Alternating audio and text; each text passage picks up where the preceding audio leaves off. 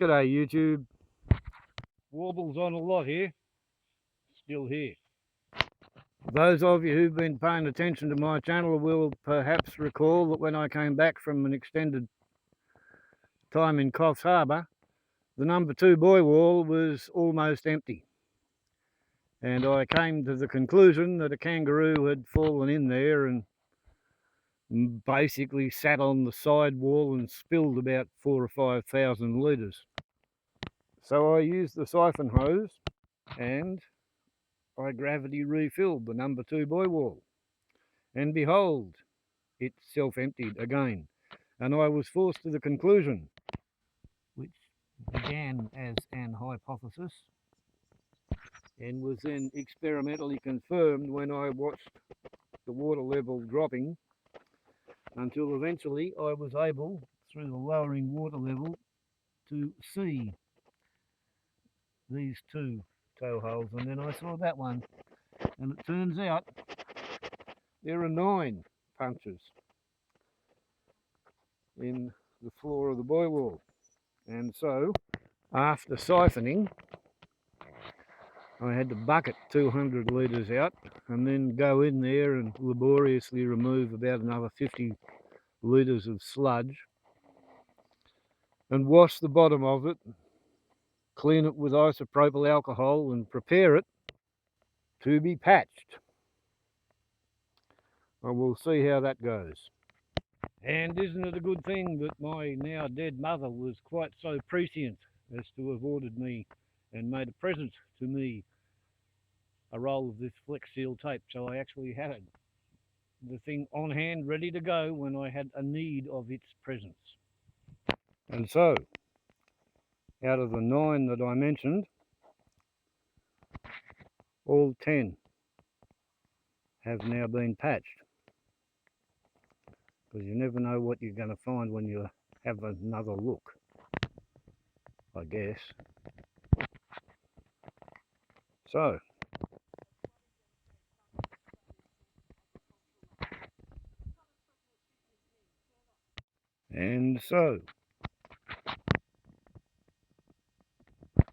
after a bit of a running repair to the tape on the foam filled buoyancy ring, I guess there's not much else for it but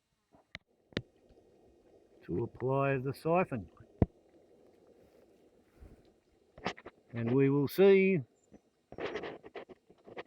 what we will see.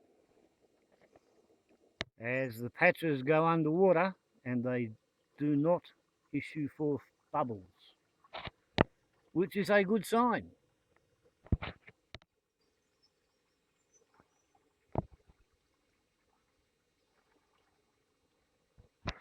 No bubbles from that one.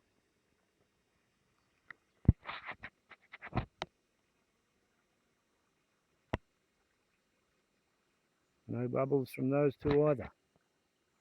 Bear in mind, if this works, it will be the only time I have ever successfully patched holes in the bottom of a Buoywall tank. It will be about the 3rd time I've tried.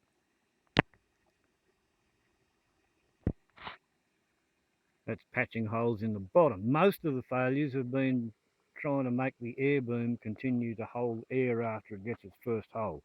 Eventually I came upon the cure, which is to fill the bloody thing with foam.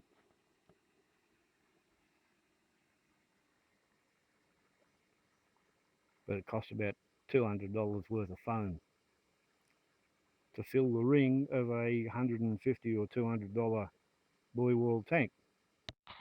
Obi-Wan Kenobi. Roughly an hour down the track. Not one of the 10 patches is leaking bubbles. Not one of the 10 patches is leaking muddy water. So I'm going to declare that to be a success, until proven otherwise.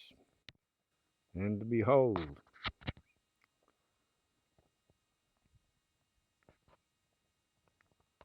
the siphon pipeline has introduced 2 earthworms. from the bottom of the number 1 buoy wall into the number 2 buoy wall.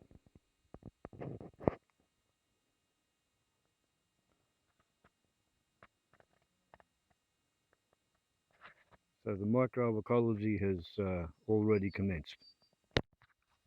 And so, clearly the logical next step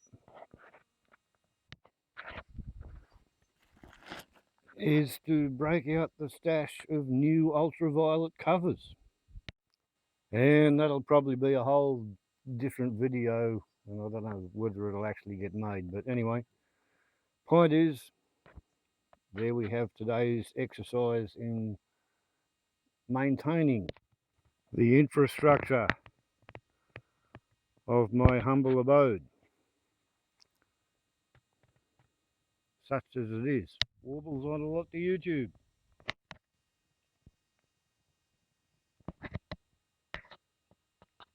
Ciao.